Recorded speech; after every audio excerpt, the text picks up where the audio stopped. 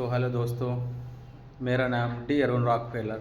आज मैं बात करने वाला हूँ जो अभी तक इस गवर्नमेंट में, बीजेपी की गवर्नमेंट में 2014 से 2026 तक जितने भी पेपर लीक हुए हैं, आज मैं उन पे बात करने वाला हूँ। तो हम स्टार्ट करते हैं 2014 से ही।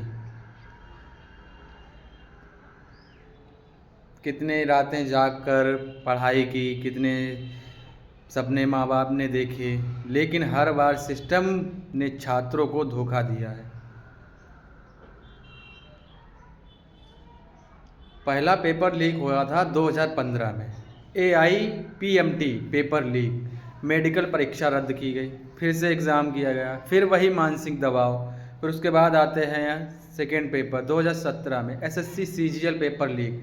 देश भर के छात्र सड़कों पर उतर आए, मेहनत हमारी, रिजल्ट फेल क्यों, ये 2017 का था। एक और हुआ था नीट कंट्रोवर्सी, ये मेडिकल छात्रों के सपनों पर सवाल था। इसके बाद 2021 में आते हैं हम। 2021 में जो पेपर लीक हुआ था रीट पेपर लीक हुआ था। राजस्थान शिक्षक भर्ती परीक्षा रद्द की गई। फिर इसके बाद 2021 में यूपी टेट पेपर लीक हुआ, लाखों उम्मीदवार प्रभावित हुए इस चीज़ से। इसके बाद आते हैं 2022 में Bihar teacher BPSC paper crisis देखने को मिले होंगे। इसके बाद भर्ती प्रक्रिया पर अविश्वास हुआ। फिर 2024 में जो टफेस्ट एग्ज़ाम थे उनके जो पेपर लीक हुए हैं वो 2022 में Bihar teacher BPSC paper leak cases आपको देखने को मिले होंगे। भर्ती परीक्षा पर अविश्वास रहा। 2024 में यूपी पुलिस पेपर लीक, जिसमें 48 लाख से ज़्यादा प्रभावित छात्र हुए। इसके बाद आते हैं 2024 में UGC नेट कंट्रोवर्सी, देश भर में लाखों छात्रों का विरोध प्रदर्शन।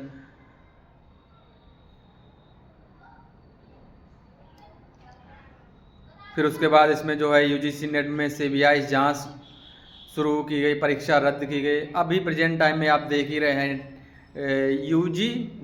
नीट पेपर लीक, जिसमें अभी देश भर में कितनी कंट्रोवर्सी चल रही है। री एग्ज़ाम चल रहा है, ये री एग्ज़ाम। और उसके बाद फिर हमारे यहाँ जो भारत के जो सबसे बड़े CJI chief justice of India, जिनका नाम है सूर्यकांत जी, जस्टिस सूर्यकांत जी ने हाल ही में युवाओं और पेपर डिग्री सिस्टम पर बयान दिया है। अभी बिल्कुल उन्होंने कहा कि कुछ लोगों ने फेक एंड बगस डिग्रीज के जरिए प्रोफेशन में जगह बनाई है और सिस्टम को नुकसान पहुंचाया। बाद में उन्होंने साफ किया कि उनका बयान देश के युवाओं के खिलाफ नहीं था, बल्कि फर्जी डिग्री और सिस्टम के दुरुपयोग के खिलाफ था।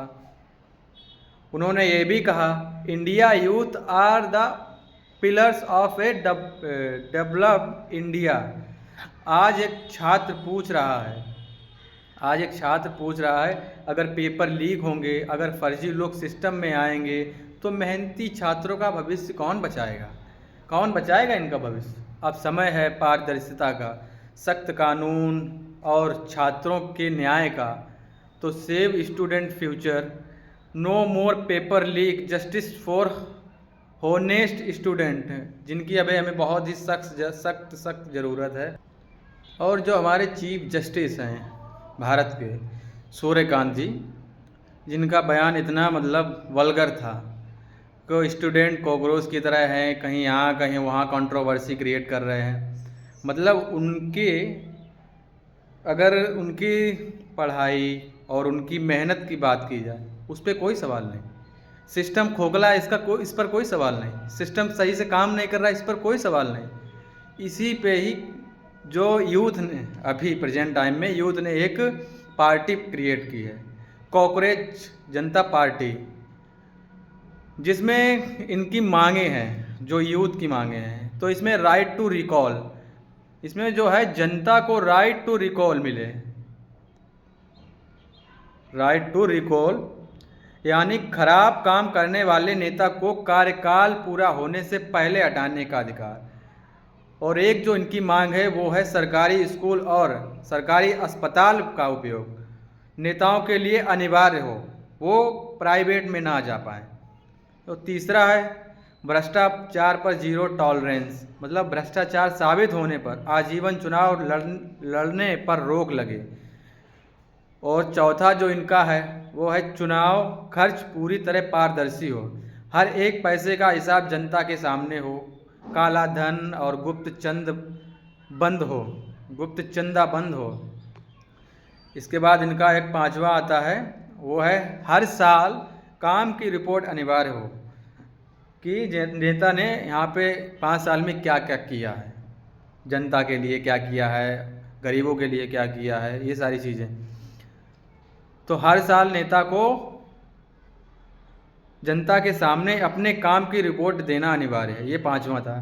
छठा है निजी व्यवसाय और कॉरपोरेट हितों से दूरी, मतलब सरकारी पदों के दौरान निजी बिजनेस या बड़े कंपोजिट हितों से दूरी रखना अनिवार्य है। मतलब अगर गवर्नमेंट में है तो निजी काम करना उसके लिए वर्जित हो, एकदम बंद हो, नहीं कर सकता।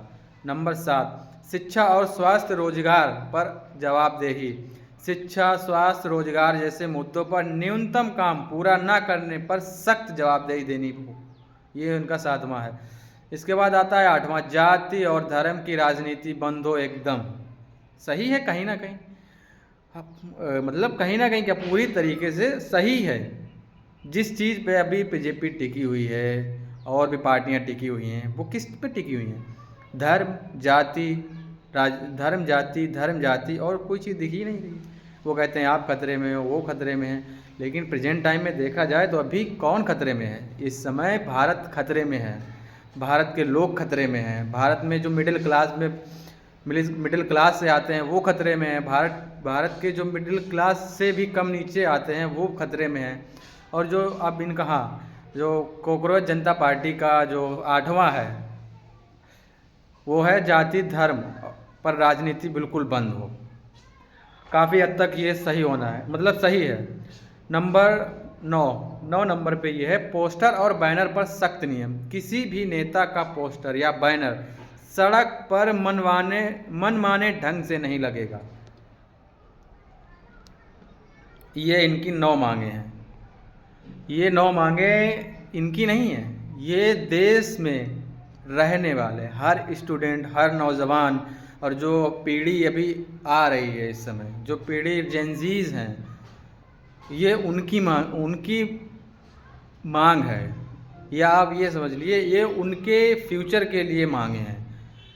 इस समय जो जेनजीज है वो काम जो दिखा रहा है, जो सरकार की कमियां दिखा रहा है, उनको पकड़ के जेल में डाल देते हैं, फ्रॉड में फंसवा देते हैं। कि अभी आपने ये नया केस देखा होगा नितिन गडकरी जी वाला, जिनकी बीफ कंपनी चल रही है, जो विदेशों में बीफ एक्सपोर्ट कर रही है लोग, मतलब अभी इजराइल में कर रही थी, अभी तो वहाँ पे वॉर चल रहा है तो इस वजह से अभी रुका हुआ है। तो आप देख सकते हैं जितने भी बीफ इंडस्ट्रियल एरिया है, बीफ एक्सपोर्ट इंपोर्ट का काम है, वो ज़्यादातर किन लोगों के पास है? आपको मिलेंगे बीजेपी के जितने भी नेता हैं, जितने भी नहीं, मतलब बीजेपी, ज़्यादातर बीजेपी के नेताओं के ही आपको ये एक्सपोर्ट इंपोर्ट का काम मिलेगा। और आप देख सकते हैं जैसे भारत की जो स्थिति है, तो नौजवानों से तो मैं यही कहना चाहूँगा, सपोर्ट करिए कॉकरोच जनता पार्टी को, ज़्यादा से ज़्यादा सपोर्ट करें। और आप चाहते हैं कि ये सिस्टम चेंज हो, सिस्टम बदले, तो इस सरकार को उखाड़ के फेंकना पड़ेगा। अगर आप विरोध नहीं कर सकते तो साथ दीजिए, अगर साथ नहीं दे सकते तो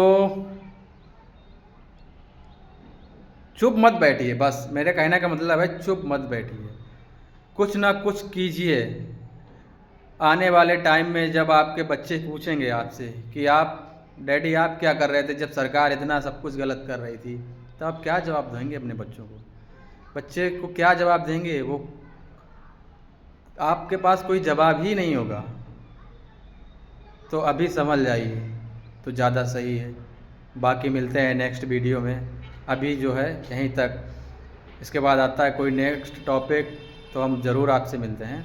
थैंक यू दोस्तों, ज़्यादा से ज़्यादा अवेयर करिए लोगों को। Thank you.